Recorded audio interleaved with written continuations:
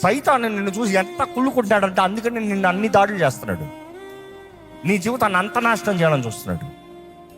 నీ హృదయంలో కానీ ఎవరిని చూసినా కుళ్ళుపోతుతనం ఉందంటే you are not a child of God. నువ్వు దేవుని బిడ్డవి కానే కాదు.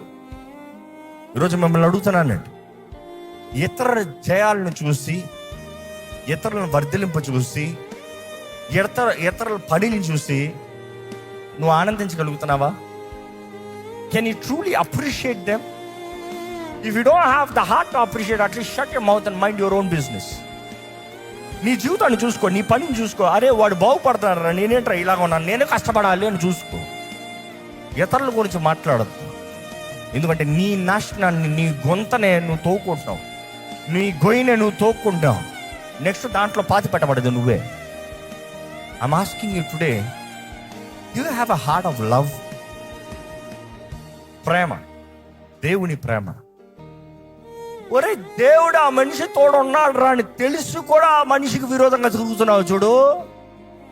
అయ్యి బాబోయ్, దేవుడే ఆ మనిషి పక్షాన ఉన్నాడు, దేవుడికి శత్రువుగా మారుతున్నాడు నేను తెలుసు కూడా పోరాడుతున్నావు చూడు. ఇంకెవడు తప్పిస్తాడు?